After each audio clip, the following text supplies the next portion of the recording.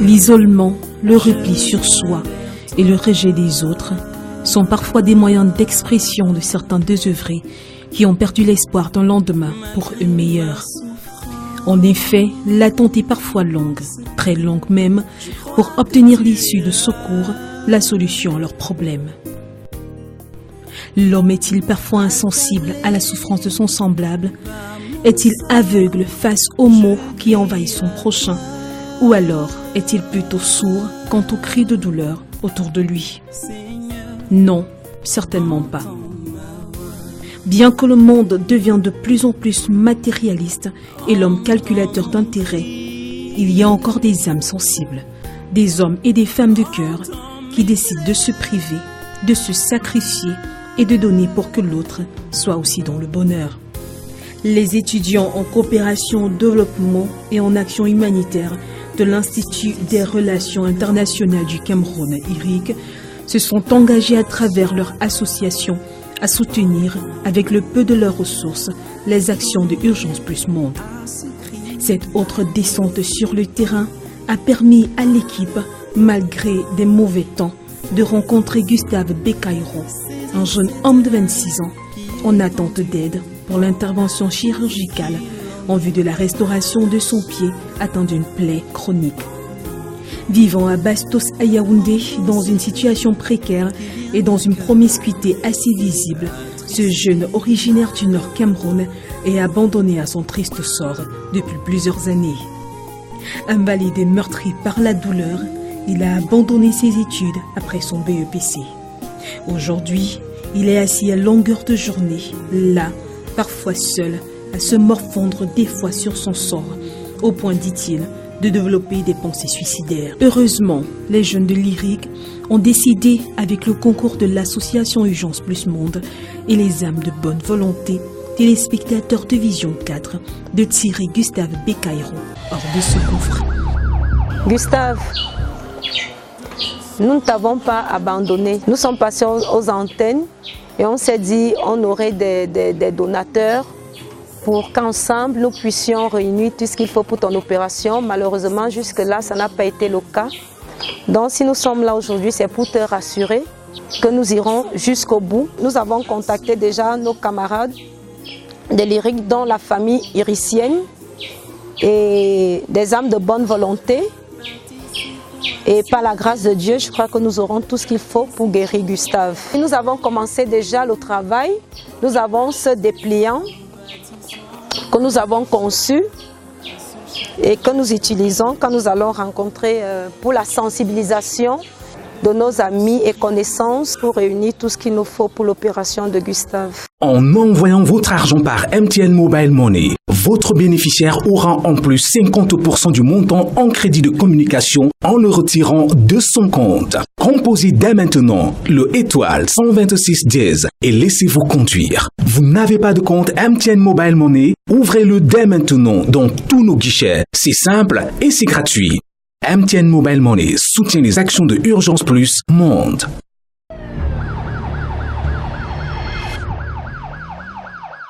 Mesdames et messieurs, bienvenue à la rubrique Info sur Urgence Plus Monde. Le ministre de la Santé publique, André Mamafouda, a été face à la presse le 13 juillet 2016 à l'hôtel Hilton de Yaoundé pour présenter une nouvelle orientation de lutte contre le VIH-Sida. Il a proposé que chaque patient se présentant dans un hôpital public pour une consultation devrait être soumis à l'examen du VIH-Sida, vu la réticence des patients à le faire. L'objectif principal est d'avoir les statistiques exactes des personnes vivant avec la maladie au Cameroun et assurer leur prise en charge.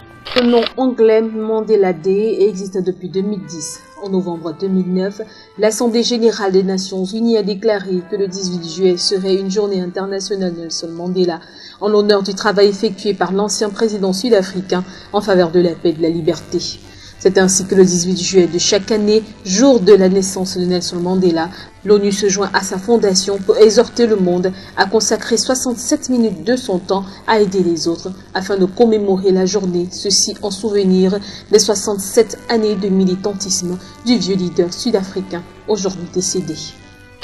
Yaoundé accueille 3 nouveau-nés conçus par fécondation in vitro au centre spécialisé en chirurgie endoscopique et reproduction humaine. Le 12 juillet dernier, le Cameroun a enregistré les naissances de 3 bébés conçus par fécondation in vitro au centre hospitalier de recherche de l'application en chirurgie endoscopique et reproduction humaine de Yaoundé.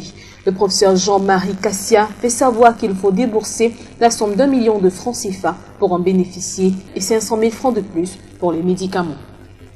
Le Bureau international du travail vient d'adopter une feuille de route pour soumettre au gouvernement des propositions sur les différents aspects du système de couverture santé. L'équipe d'appui technique du Bureau international du travail pour l'Afrique centrale vient de restituer une étude sur le lancement d'un système de couverture universelle de santé au Cameroun. À travers cette étude, véritable plaidoyer pour l'amélioration de l'accès à la santé dans le pays, il est question, selon le BIT, de garantir progressivement à l'ensemble de la population l'accès aux soins de santé de qualité. La restitution de ce travail intervient dans un contexte où le gouvernement du Cameroun a mis sur pied un comité technique national en charge de la conduite de ce processus avec l'appui des partenaires techniques et financiers. Lutte contre les épidémies au Cameroun. Le ministre de la Santé publique André Mamafouda a présidé le 29 juin 2016 à Yaoundé la cérémonie de lancement du projet 48 en vue de l'amélioration de la gestion régionale des crises épidémiques pour les pays partenaires des centres d'excellence de l'Union européenne pour réduire les risques nucléaires, radiologiques et chimiques. Les épidémies sont des événements extraordinaires qui entraînent un risque majeur de décès et de handicap. Ceci en raison de leur ignorance ou de la faiblesse du système de santé dans la zone touchée ou des zones menacées. Il faut à chaque fois qu'il y ait une réponse multisectorielle, coordonnée et rapide pour arrêter, circonscrire et faire reculer une éventuelle propagation de l'épidémie. Mesdames et messieurs, c'est tout pour l'info.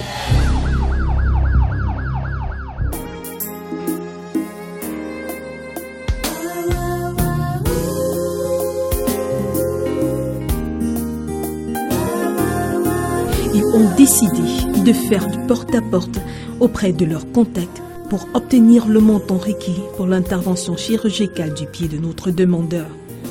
Une autre visite qui s'achève avec une lueur d'espoir pour Gustave pour une opération certainement dans les tout prochains jours. Entends mes pleurs, attristé, malheureux, je viens vers toi.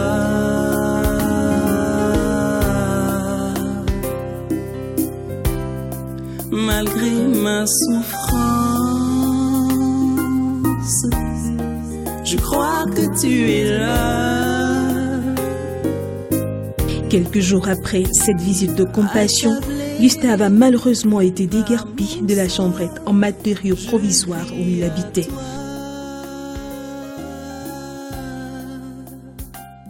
Déjà à l'I3 et dans la promiscuité, il est cette fois-ci à la rue avec le peu de ses biens, malade et ne sachant où aller. Toutefois, cette situation n'a pas empêché que Gustave puisse commencer à être pris en charge.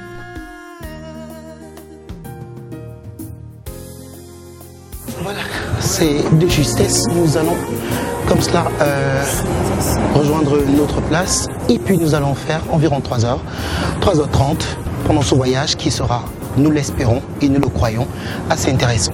Nous prions tout simplement que nous puissions voyager dans de très bonnes conditions parce qu'il est très tôt et nous devons arriver très tôt parce que l'intervention chirurgicale va commencer à 8h30. Donc nous prions tout simplement de rester et de suivre cette émission jusqu'à la fin. Ah, c'est déjà dangereux, je vais m'asseoir, merci.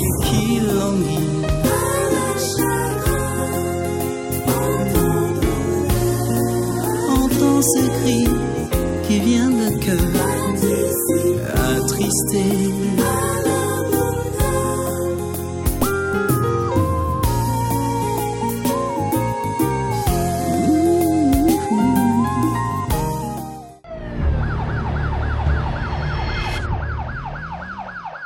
Pour avoir une vie saine et si possible vivre longtemps, voici quelques conseils pratiques.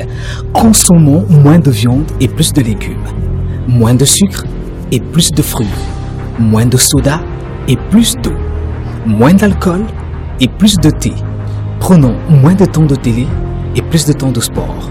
Moins de stress et plus de repos. Moins de colère et plus de rire.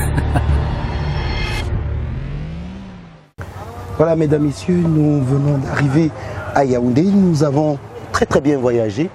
Et voilà, nous rappelons à tous ceux qui ont pris le train à marche que nous venons comme cela pour vivre en direct l'intervention chirurgicale du jeune Bekaïro Gustave qui a été victime d'une plaie chronique au niveau de son pied. Ce jeune homme a abandonné les études à cause de son pied parce qu'il n'arrivait plus justement à se sentir à l'aise. Et nous avons présenté son cas afin que chacun d'entre vous puisse se mettre la main à la pâte. Il faut préciser une chose, c'est que les étudiants de l'Institut des Relations Internationales du Cameroun, l'IRIC, particulièrement la branche CADD, la filière AH, a décidé de prendre le fardeau de Gustave comme ça d'une manière particulière. Ils se sont bousculés, ils ont mobilisé les fonds et ils ont décidé comme cela de pouvoir véritablement lui redonner la vie, lui redonner l'espoir. Et ça a été justement un très bon coup de pouce. C'est pourquoi nous sommes venus aujourd'hui afin d'assister avec vous son intervention chirurgicale qui va se passer à l'hôpital Bethesda, qui, il faut préciser également, a donné un gros coup de pouce à cette équipe de l'action humanitaire, des étudiants de l'action humanitaire, pour que ce projet soit réalisé. Nous allons tout simplement nous rendre maintenant à l'hôpital Bethesda. Il nous avait parlé de 9 h. Nous avons 30 minutes devant nous parce qu'il est 8h30 pour arriver justement dans cet centre hospitalier et assister avec vous l'intervention chirurgicale du jeune Bekaïro Gustave.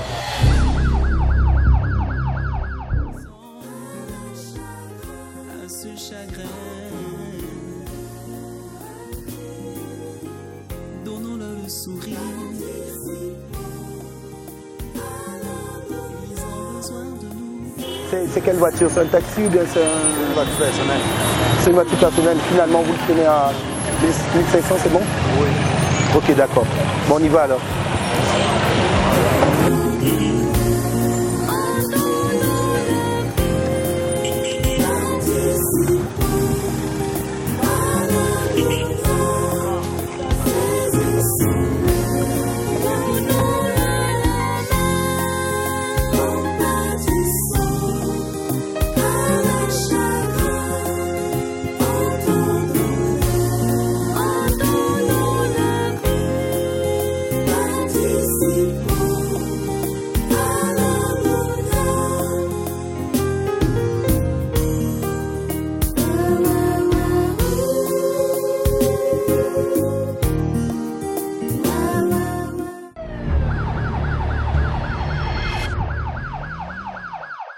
Mesdames et messieurs, salut chers téléspectateurs, c'est un plaisir de vous retrouver ce jour pour cet autre entretien alors que vous regardez l'émission Urgence Plus.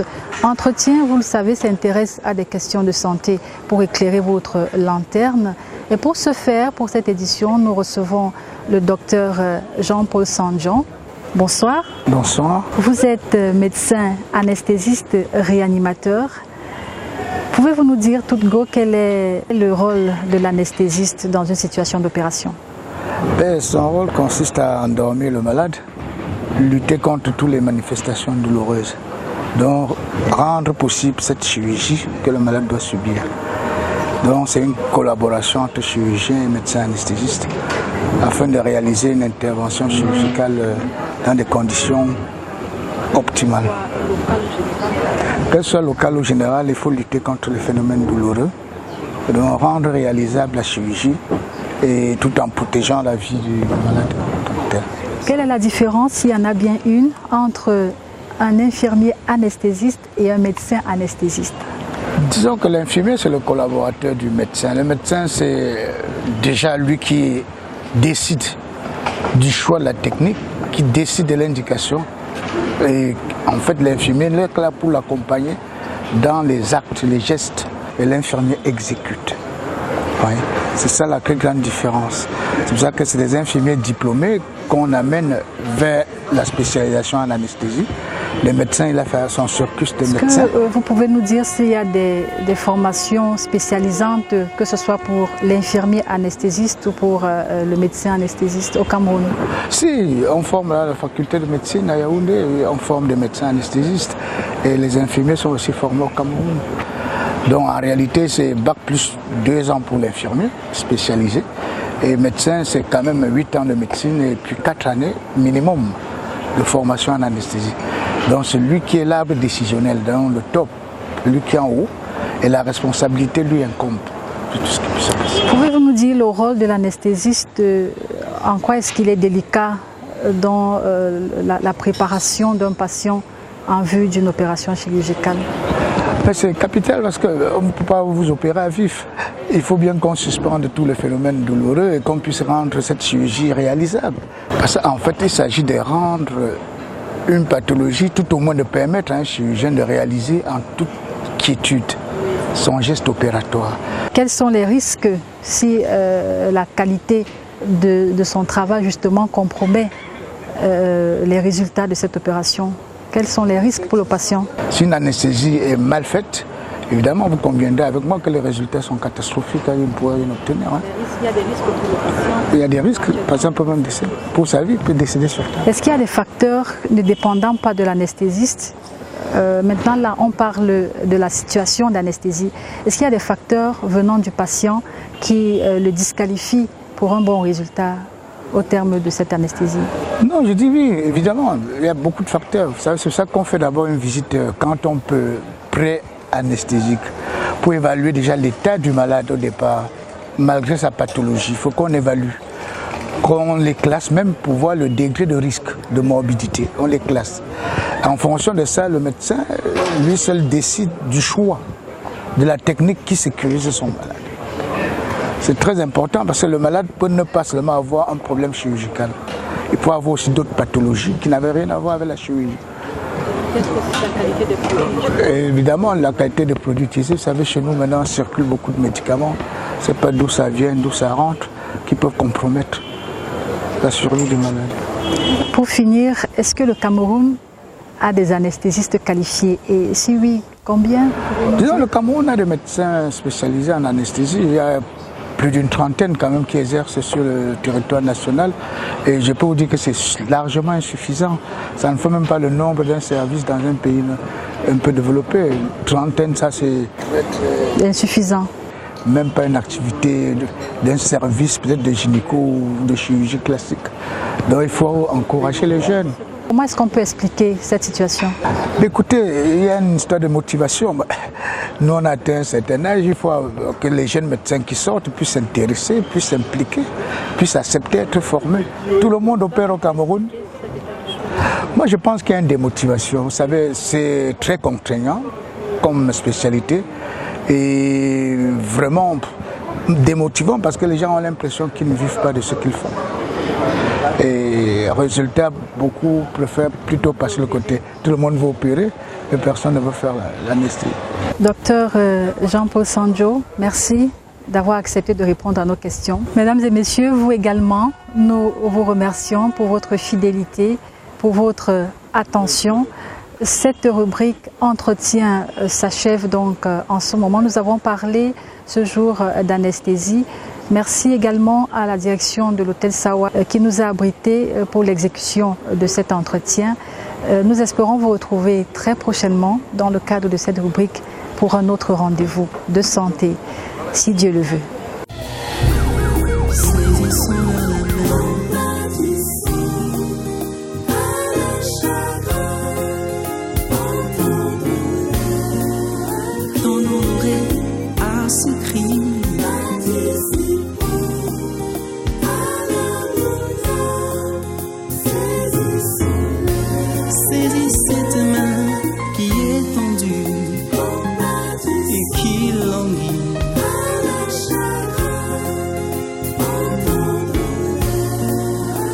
Ce cri qui vient de cœur attristé.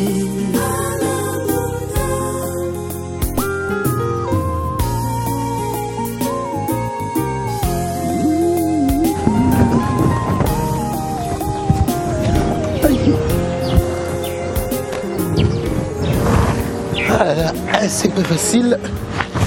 Voilà, mesdames, messieurs, vous constatez, nous venons d'arriver à Bethesda, cet hôpital où va être opéré le jeune Bekaïro, Gustave.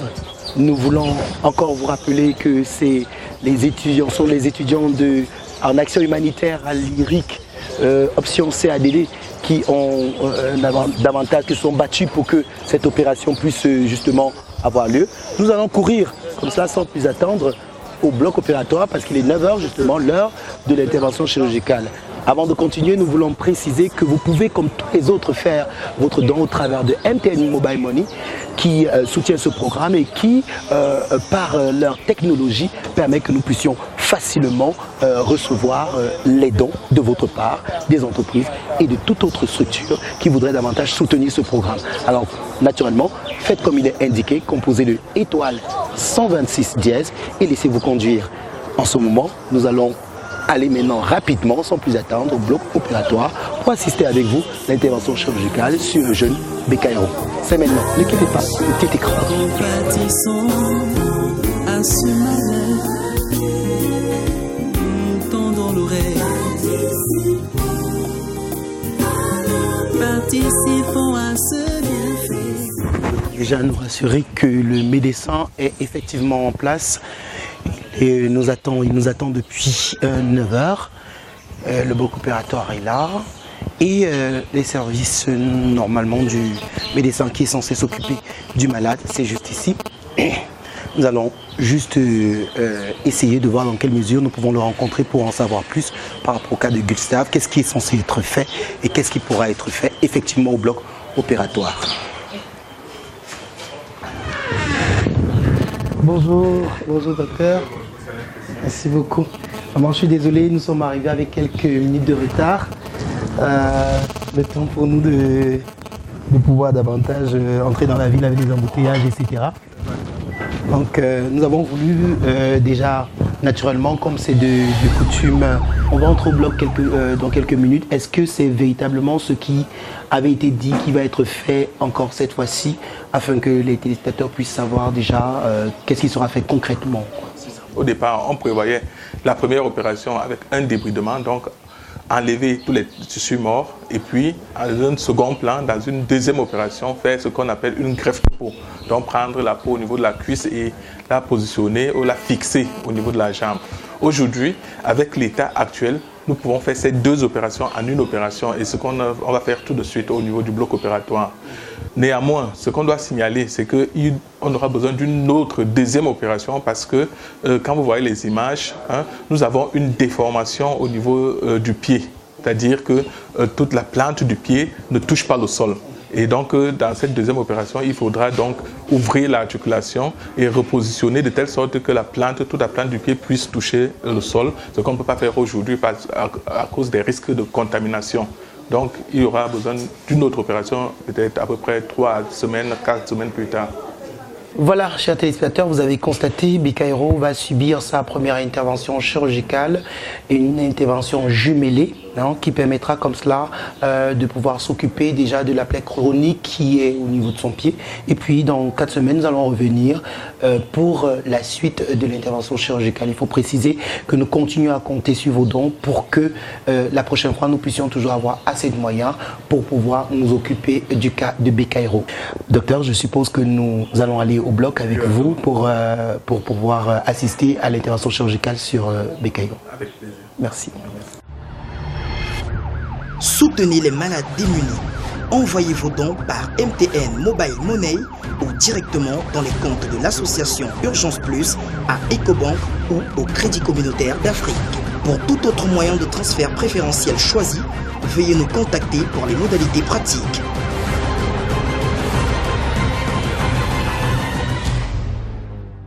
La première opération, qui est en fait une double intervention sur le pied de Gustave, va être lancée.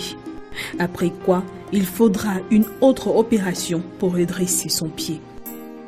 Toujours au rendez-vous, les représentants des étudiants en coopération au développement et en action humanitaire de l'IRIC sont présents pour vivre, quoique de loin, mais de tout cœur, l'opération de Gustave qu'il faut le préciser, se déroulera grâce à leur dynamisme.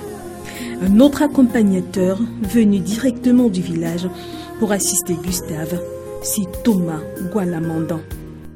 Thomas est venu témoigner de la compassion des âmes de bonne volonté à l'endroit de Gustave, son ancien voisin. Il était tellement dérangé pour sa maladie. Depuis quand vous êtes venu le jour-là, parce que quand vous étiez venu, j'étais là, c'est moi qui vous avais quand même orienté. On a prouvé qu'il y a un peu mieux et je vois que c'est bien avec votre travail. Et son pied là le dérangeait, il ne dormait pas avec. Donc ça nous dérange, même nous, même que nous sommes à côté, ça nous dérange beaucoup. Actuellement, avec votre appui, ça va quand même mieux. Ça va un peu mieux. Il ne pleurait pas comme avant. Maintenant qu'il va être opéré, quel est ton sentiment? Comment tu te sens à savoir qu'il est au bloc? Je sais que comme il est au bloc comme ça là, je sais qu'il va guérir. Il va franchement guérir.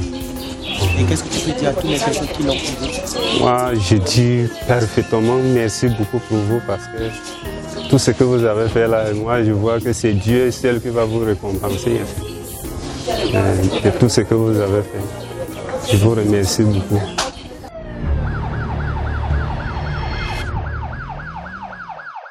Peu importe ta condition, ta position, ta religion, la Croix-Rouge ne sera jamais loin.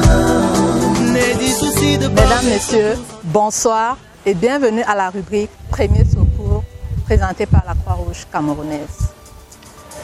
La dernière fois, vous avez vu avec ma collègue comment sécuriser une victime sur un lieu accidenté dans une zone publique.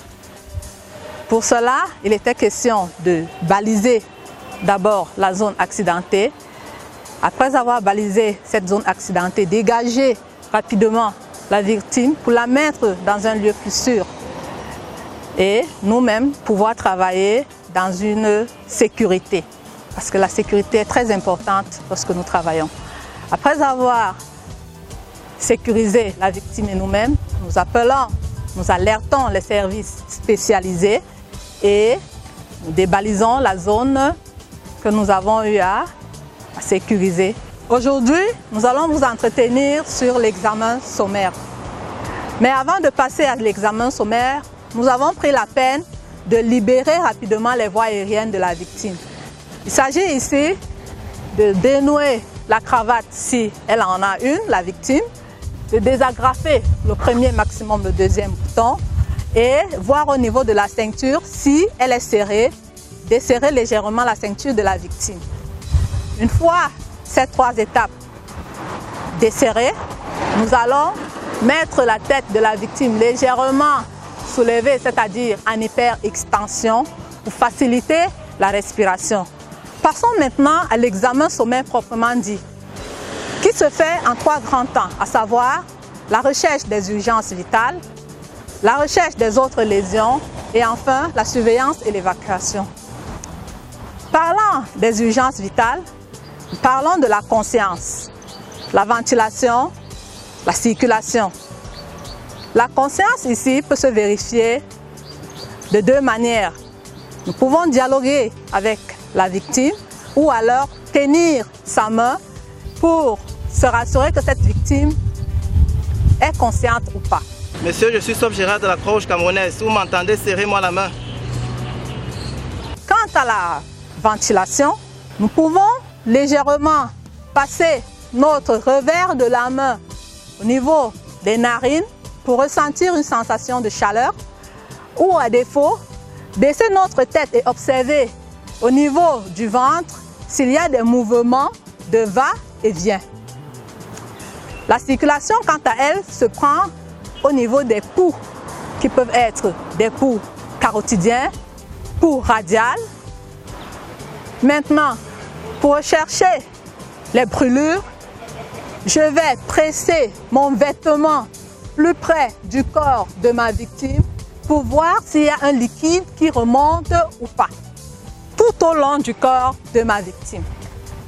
Quant à la recherche des blessures, je vais passer mes mains, mes deux mains, entre les creux naturels qui se retrouvent au niveau du cou, au niveau du dos, au niveau des genoux, au creux des genoux et au niveau des chevilles. Après avoir recherché les blessures, je vais regarder les fractures au niveau du corps, c'est-à-dire entre les articulations de chaque membre. Je vais essayer d'appuyer pour rechercher et observer ma victime s'il y a soit des gonflements, des parties déformées ou alors si ma victime a mal. Après avoir recherché ces fractures au niveau du corps tout entier, je regarde si de part et d'autre il y a une autre lésion, à savoir peut-être les blessures simples ou les plaies simples. Je regarde également au niveau du visage qui n'est pas couvert évidemment, s'il y a des plaies ou des lésions simples ou des brûlures simples. Une fois cet examen fait, je constate que ma victime respire, mais elle est inconsciente. Face à ce cas d'inconscience de ma victime, je vais la mettre dans une position. On aura une couverture, et pour ceux qui n'ont pas de toit, on sera un refuge. Tous unis contre le mal, contre le besoin, faire le plus, faire le mieux et aller plus loin. Et chaque fois qu'il fera froid, on aura une couverture. Et pour ceux qui n'ont pas de toit, on sera un refuge. Tous unis contre le mal, contre le besoin, faire le plus, faire le mieux.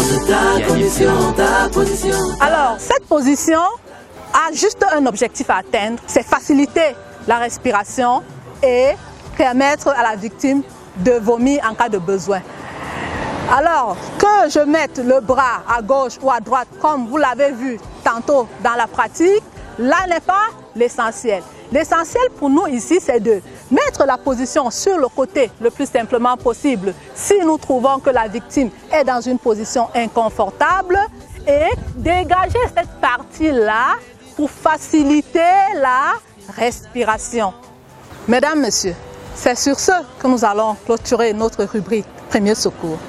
La prochaine fois, nous verrons comment gérer une victime en arrêt cardio-respiratoire. Restez scotchés pour la suite de ce programme Urgence Plus. Merci.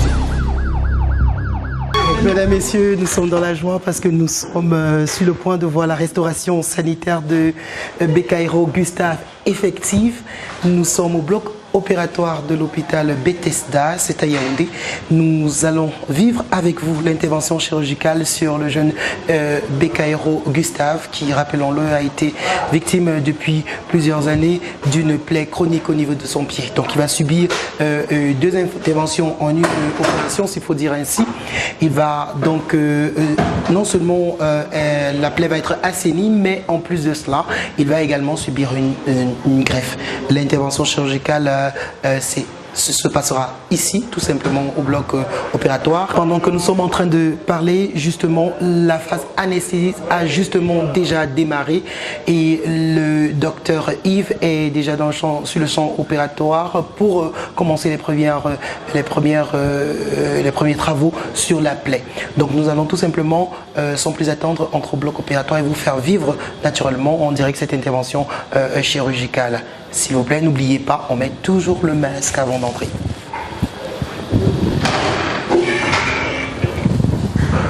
Une fois au bloc opératoire, la phase anesthésiste venait d'être achevée. Il a été opté pour une anesthésie loco-régionale. Gustave éveillé vivra donc lui aussi son opération, mais naturellement sans douleur. Le docteur Yves Obiombok, traumatologue et orthopédiste, s'est lancé avec son équipe sur le champ opératoire pour assainir la plaie avant de passer à la greffe. Avec cette machine qu'on appelle le dermatome, qui nous permet donc de prendre à une profondeur bien déterminée.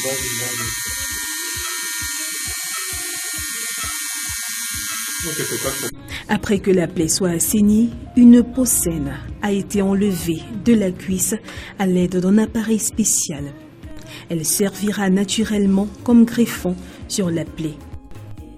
Toutefois, avant de passer à cette étape, un travail préalable est effectué sur cette peau. Je suis en train de perforer le greffon qu'on a prélevé au niveau de la cuisse avec une lame de bistouri. Ça permettra d'expandre le greffon qu'on a prélevé pour que ça soit plus grand. Et en plus, le saignement, s'il y a saignement après, ça pourra passer à travers les trous que je suis en train de faire. Ça peut adhérer après combien de temps?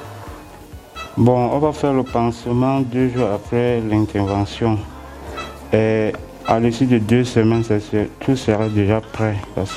Ça aura déjà prêt. Il peut reprendre combien de jours?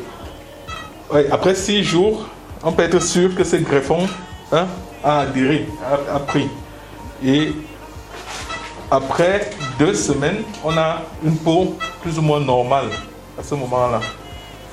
Et donc c'est un peu ce qui est programmé ici chez lui. Et puis c'est plus tard, comme déjà conclu, après 1 mois, donc vous avez vu son pied qui est enflé et il n'y a pas de mouvement à ce niveau-là. Il faudra donc faire cette opération. J'ai mis des tuiles gras avec de la bétadine au niveau du prélèvement de la greffe, de la peau. Ok? Donc ici, il s'agit en fait d'une sorte d'écorchure profonde qui va donc guérir, se consolider sans véritable problème. Et donc je mets donc cette huile gras qui permet en même temps aussi de lutter contre une potentielle infection ici. Et en même temps aussi, quand il faudra faire le pansement, tout ce qu'on va enlever, les compresses qu'on va poser dessus pourront partir sans que le malade ait mal. On attend maintenant qu'il nous dise c'est prêt et il va nous apporter donc le greffon et on pourra justement fixer. Et on fixe cela avec des fils. Qu'est-ce qui a été fait en priorité? Nous avons fait un débridement, vous pouvez regarder ici. Débridement, c'est-à-dire toutes les couches mortes ont été enlevées à ce niveau-là, à ce niveau aussi, vous pouvez voir, et aussi au-dessus ici. Donc on a maintenant, si vous pouvez bien voir, les plaies, toutes ces plaies sont rouges. Et c'est ce qu'on attend pour que, on doit avoir cet état-là, pour que le greffon prenne. On a besoin d'un fond, d'une base, d'un fond bien rougeâtre. Donc, et actuellement, on attend, dès qu'il nous signale que c'est prêt, on pourra donc fixer ce greffon. La phase de la greffe est lancée. Comme on le constate, le greffon va être positionné et fixé sur la plaie de notre patient pour une adhérence complète.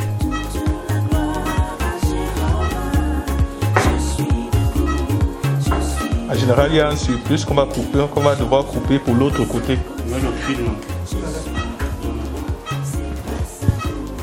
Okay, donc on est d'abord forcé de fixer au début.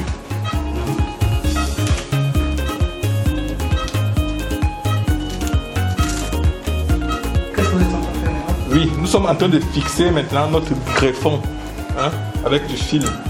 Donc on aura cette chance-là qu'elle ne pourra pas bouger parce qu'en général les malades bougent beaucoup et ils peuvent emporter on peut faire en sorte que le greffon parte de l'endroit où on a fixé. C'est pour ça que c'est mieux de fixer avec ce fil-là, comme vous voyez. Arrêtez là. En termes faciles, c'est quoi le greffon? En fait, c'est la peau qu'on venait de prélever au niveau de la cuisse. C'est ça le greffon. Donc cette peau-ci, on la fixe justement sur notre plaie. On la fixe au niveau des bords de la plaie. Donc ça donne une certaine stabilité. Ces petits trous que vous voyez,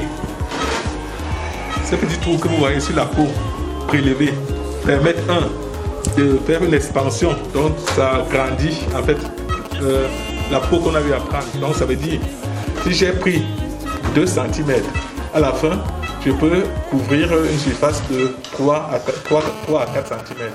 Et puis en plus, si un liquide se forme après, ça peut couler à travers ces liquides, à travers ces trous, et permettre maintenant à la peau de mieux adhérer.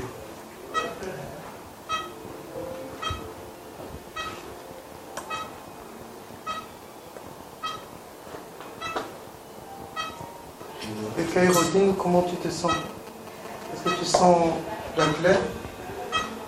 Non, je ne sens pas la douleur. Tous ceux qui ont contribué étant à la maison, qu'est-ce que tu peux dire à ceux-là qui ont donné leur argent? Je l'ai beaucoup félicité pour qu'il encourage même certains malades comme moi, pour les aider comme on m'avait aidé de me opérer comme ça.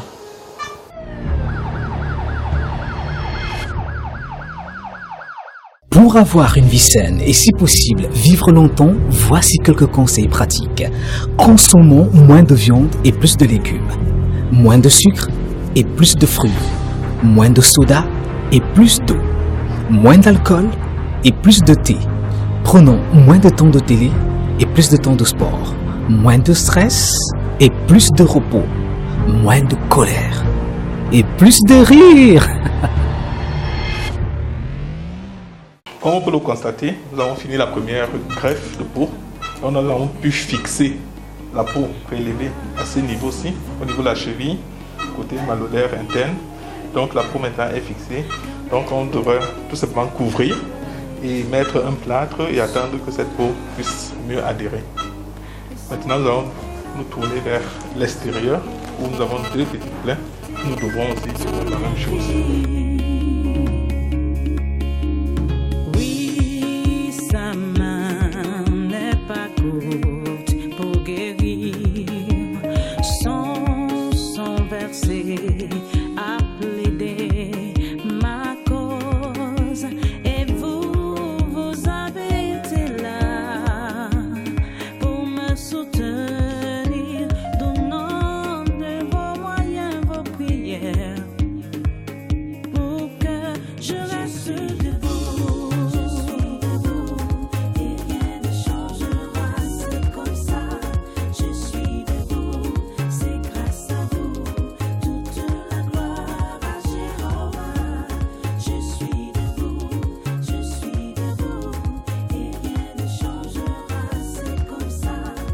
Ça y est, toutes les plaies ont été greffées.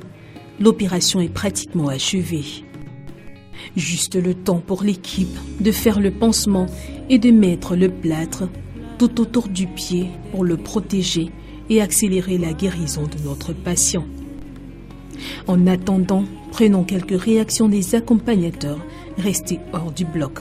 Nous sommes contents d'apprendre que l'opération de Gustave s'est bien passée. Même comme il est encore dans le bloc, on nous a rassuré que tout s'est bien passé. Et nous sommes très contents et nous sommes galvanisés. Nous irons jusqu'au bout. Nous attendons la prochaine opération qui aura lieu sûrement après la cicatrisation de la blessure. Par contre, Gustave se trouve dans une situation de désolation. La maison qu'il occupait a été cassée. Il est sans abri, il est à l'hôpital pour le moment, mais après l'hôpital, il faut bien que nous trouvions une solution pour qu'il ait une maison, pour qu'il ait au moins une chambre. Gustave voudrait rentrer à l'école. Maintenant, il est question que nous lui trouvions aussi une inscription dans un lycée de la place, un lycée ou un collège, pour qu'il puisse continuer ses études. Et nous comptons sur les âmes de bonne volonté. Nous nous battons nous-mêmes pour réunir un peu d'argent, mais nous comptons vraiment sur les âmes de bonne volonté afin que nous puissions réunir tout ce qu'il faut pour la suite de Gustave. Depuis 2 semaines qu'ils m'ont informé depuis au village.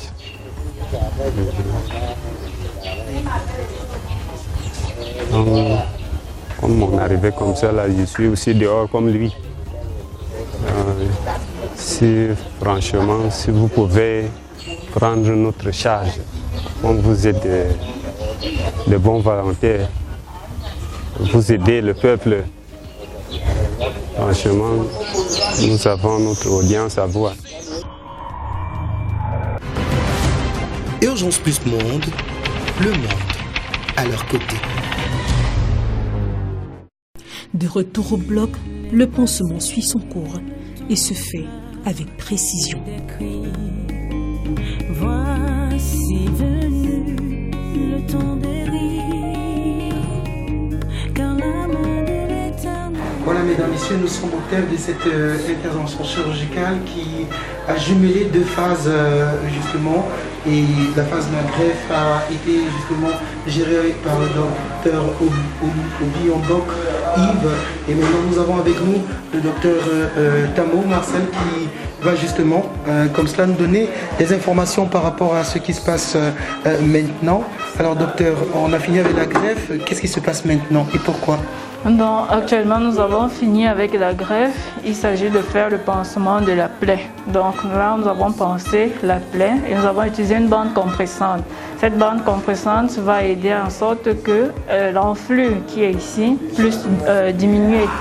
Et donc, on va faire comme ça au moins tous les 2 jours. Nous avons aussi pensé la plaie à ce niveau où nous avons pris la greffe. Et normalement, nous devons plus faire le pansement à ce niveau-ci parce qu'après, elle-même va tomber toute seule. Donc après, nous allons placer aussi le plâtre qui va permettre en sorte que les greffes, même si le malade bouge, que les greffes ne sautent pas.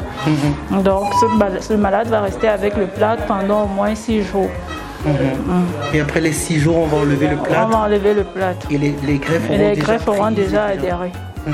Et l'autre phase, le docteur Yves nous a dit qu'il y aura une autre phase chirurgicale pour le pied. Oui, l'autre phase chirurgicale consistera à permettre la flexion au niveau de sa cheville parce que il a eu, à cause de la plaie, et pour limiter la douleur, il marchait avec les pointes de pied. Donc on va prochainement le prendre et faire ce qu'on appelle une arthrolyse. On va un peu casser l'articulation de cette cheville et la replacer en faisant une arthrodèse de telle sorte que la cheville puisse rester normale.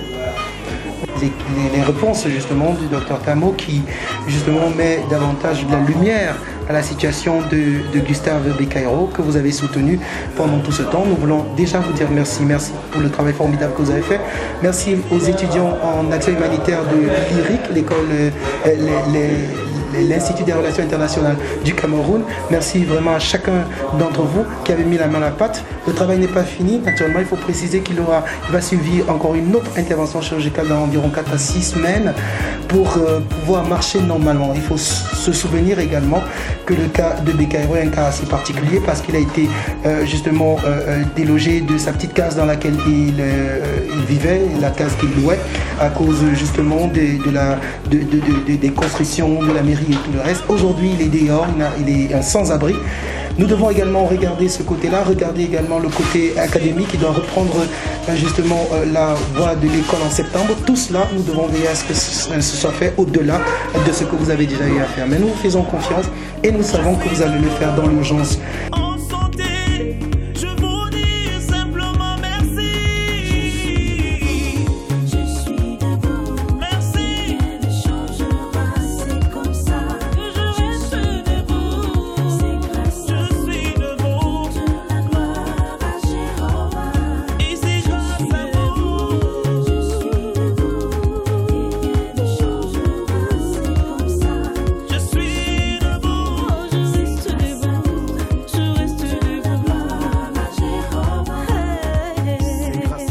En envoyant votre argent par MTN Mobile Money, votre bénéficiaire aura en plus 50% du montant en crédit de communication en le retirant de son compte. Composez dès maintenant le étoile 126 dièse et laissez-vous conduire. Vous n'avez pas de compte MTN Mobile Money? Ouvrez-le dès maintenant dans tous nos guichets. C'est simple et c'est gratuit. MTN Mobile Money soutient les actions de Urgence Plus Monde.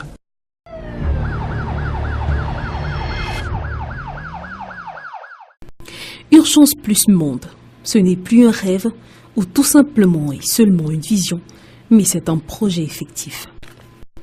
Il a été officialisé en tant qu'association il y a quelques semaines au Pullman Douala Rabinga, salle gracieusement offerte par la direction générale du Somptueux Hôtel. Ce lancement officiel, organisé sous le haut patronage du gouverneur de la région du littoral, Samuel Dieudonné Ivaha Diboua, a vu la présence effective de plusieurs autorités administratives, des directeurs généraux, cadres professionnels et des âmes de bonne volonté, tous venus apporter leur quote-part pour la construction de cet édifice social et humanitaire. Une œuvre fortement encouragée par le numéro 1 de la région du littoral. Je veux simplement dire merci parce que cela témoigne du sérieux que les uns et les autres veulent manifester pour encourager cette jeunesse qui tient à partager la souffrance des déshérités, la souffrance des démunis. Nous pourrons tout simplement dire quelque part que sans la grâce divine, nous ne serions même pas dans cette salle. Et je pense que c'est cette même grâce qui anime les organisateurs et promoteurs. Merci également à Vision 4 qui intègre cette préoccupation. Le promoteur Alain-Christian Calaban, journaliste freelance et spécialiste dans l'humanitaire, voudrait par cette association soutenir le gouvernement dans l'application de ses politiques et ses actions envers les démunis. Et justement, la première édition se positionne donc comme une plateforme ou une interface sociale pour que se réalise le donner et le recevoir. Pendant cette soirée de lancement de l'association Urgence Plus Monde, les convives ont eu le privilège d'apprécier en même temps que les téléspectateurs à leur domicile la première édition de l'émission humanitaire Urgence Plus, support de communication de l'association. Cette émission de 52 minutes, dynamique et captivante par ses multiples rubriques, est diffusée sur la chaîne de télévision panafricaine Vision 4 tous les samedis à 18h30 et les mercredis à 0h20. Un partenaire média que s'est choisi l'association Urgence Plus pour atteindre ses objectifs. Je tiens ici à remercier de manière particulière le promoteur de la chaîne de télévision Vision 4, le président Jean-Pierre Amongo Bellinga et son équipe dirigeante qui ont cru en ce projet. Vision 4, en tant que partenaire média, nous permettra certainement d'atteindre nos objectifs. Je pense que l'objectif est atteint avec Vision 4 et Urgence Plus. Cela va susciter le maximum de Camerounais et même de personnes à l'international pour voler au secours des personnes en situation de vulnérabilité. Des artistes de gospel ont donné leur main d'accord à cette œuvre en composant des chants adaptés à l'émission. Les téléspectateurs de Vision 4 s'habitueront désormais à ces mélodies à chaque fois que le programme sera diffusé. Accablé par mon sort, je crie à toi. Seigneur, entends ma voix. Je suis debout, c'est grâce à vous, gloire à Jésus. Je suis debout, et rien ne peut lasser comme ça. Un autre instant marquant la soirée fut la remise du tableau de marraine de l'association à Madame Véronique Rosette Ivaha Diboua, qui aura la lourde charge d'encadrer cette association pendant les 2 prochaines années. C'est pourquoi, Maman Ivaha Diboua, Véronique Rosette, tenant compte de votre personnalité à la fois profonde et affective, connaissant votre grand cœur et votre sagesse, désirant bénéficier de vos conseils, nous vous couronnons marraine de l'association Urgence Plus Monde pour la période 2016-2018. En foi de quoi nous vous décernons ce tableau en signe de souvenir de cet instant. Dieu vous bénisse. Je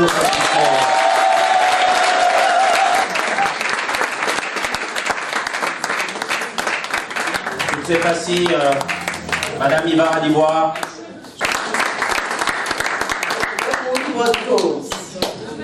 Mon cahier de charge a été déroulé. La prière, le conseil, le soutien. Je prie Dieu qu'il me donne la force d'être à la hauteur. Cette soirée, qui s'est déroulée dans la sobriété et la convivialité, a été enrichie par des gestes, des actions de cœur en faveur des malades, couplés des partenariats des structures présentes avec l'association Urgence Plus Monde. La photo de famille avec les membres de cette association a clôturé la cérémonie. Laissez-vous guider par la charité pour vous mettre au service les uns les autres.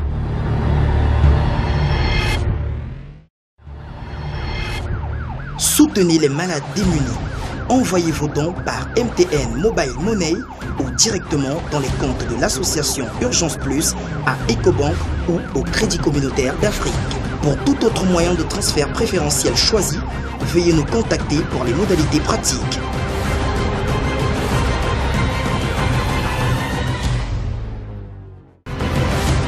Urgence Plus Monde, le monde à leur côté.